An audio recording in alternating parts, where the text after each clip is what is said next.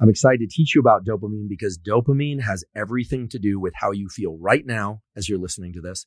It has everything to do with how you will feel an hour from now. It has everything to do with your level of motivation and your level of desire and your willingness to push through effort. If ever you've interacted with somebody who just doesn't seem to have any drive, they've given up, or if you've interacted with somebody who seems to have endless drive and energy, what you are looking at there in those two circumstances is without question a difference in the level of dopamine circulating in their system. There will be other factors too, but the level of dopamine is the primary determinant of how motivated we are, how excited we are, how outward facing we are, and how willing we are to lean into life and pursue things. Most people have heard of dopamine, and we hear all the time now about dopamine hits, but actually there's no such thing as a dopamine hit. And actually, the way that your body uses dopamine is to have a baseline level of dopamine, meaning an amount of dopamine that's circulating in your brain and body all the time. And that turns out to be important for how you feel generally, whether or not you're in a good mood, motivated, etc. And you also can experience peaks in dopamine above baseline. Now, this has a very specific name in the neurobiology literature, so-called tonic and phasic release of dopamine. Please remember this, that when you experience something or you crave something really desirable, really exciting to you, very pleasurable, what happens afterwards is your baseline level of dopamine drops.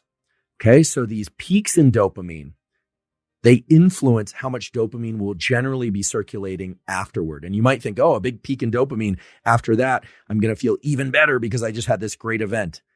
Not the case. What actually happens is that your baseline level of dopamine drops. Dopamine is perhaps one of the most powerful molecules that any of us has inside of us, and the one that we ought to all think very carefully about how we leverage. Because while most experiences and most things that we do and take and eat and et cetera won't create enormous highs and enormous lows in dopamine, even subtle fluctuations in dopamine really shape our perception of life and what we're capable of and how we feel.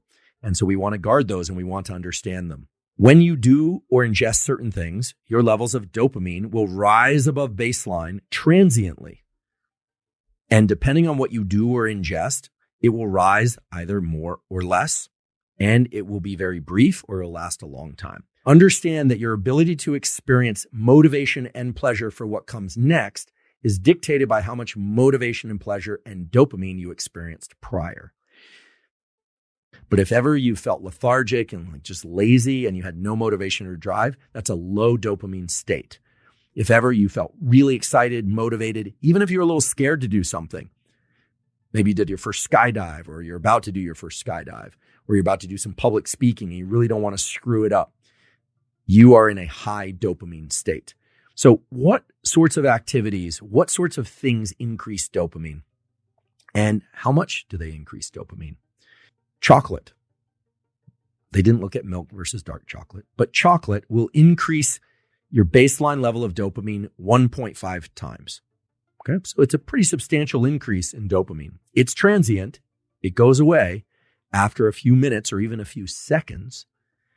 I'll explain what determines the duration in a minute. But 1.5 times for chocolate. Sex.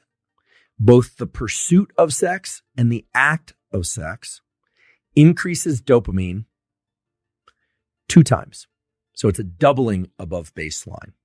Now, of course, there's going to be variation there, but that's the average increase in baseline dopamine caused by sex.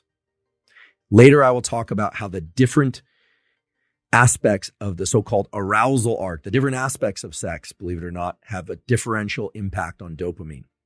But for now, as a general theme or activity, sex doubles the amount of dopamine circulating in your blood.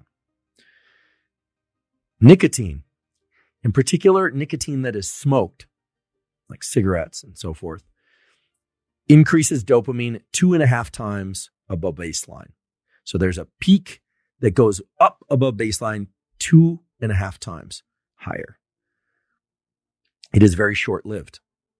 Anyone who's ever been a chain smoker or observed a chain smoker understands that the increase in dopamine from nicotine is very short-lived. Cocaine will increase the level of dopamine in the bloodstream 2.5 times above baseline. And amphetamine, another drug that increases dopamine, will increase the amount of dopamine in the bloodstream 10 times above baseline. A tremendous increase in dopamine. Exercise.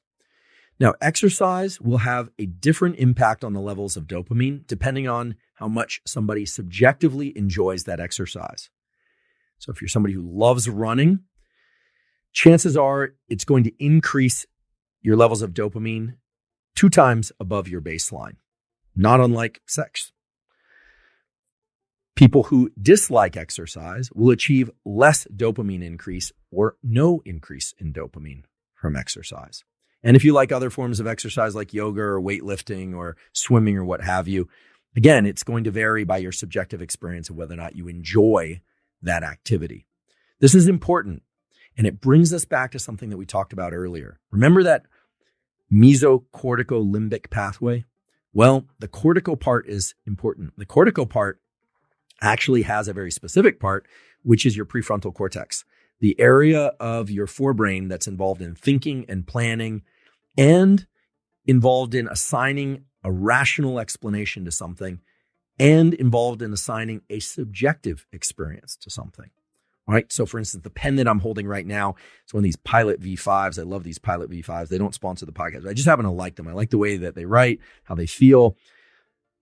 If I spent enough time thinking about it or talking about it, I could probably get a dopamine increase just talking about this Pilot V5. And that's not because I have the propensity to release dopamine easily. It's that as we start to engage with something more and more, and what we say about it and what we encourage ourselves to think about it has a profound impact on its rewarding or non-rewarding properties. Now, it's not simply the case that you can lie to yourself and you can tell yourself, I love something, and when you don't really love it, and it will increase dopamine. But what's been found over and over again is that if people journal about something or they practice some form of appreciation for something, or they think of some aspect of something that they enjoy, the amount of dopamine that behavior will evoke tends to go up. So for people that hate exercise, you can think about some aspect of exercise that you really enjoy. However, I will caution you against saying to yourself, I hate exercise, or I hate studying, or I hate this person, but I love the reward I give myself afterward. Later, we're going to talk about how rewards given afterward actually make the situation worse. They won't make you like exercise more or studying more. They actually will undermine the dopamine release that would otherwise occur for that activity. So certain things, chemicals, have a universal effect. They make everybody's dopamine go up. So some people like chocolate, some people don't, of course. But in general, it causes this increase in dopamine.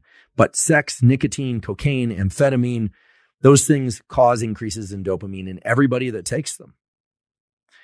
Things like exercise, studying, hard work, working through a challenge in a relationship, or working through something hard of any kind, that is going to be subjective as to how much dopamine will be released. And we will return to that subjective component in a little bit. But now you have a sense of how much dopamine can be evoked by different activities and by different substances. One that you might be wondering about is caffeine. I'm certainly drinking my caffeine today, and I do enjoy caffeine in limited quantities. I drink yerba mate and I drink coffee, and I love it. Does it increase dopamine? Well, a little bit. Caffeine will increase dopamine to some extent, but it is pretty modest compared to the other things that I described: chocolate, sex, nicotine, cocaine, amphetamine, and so on.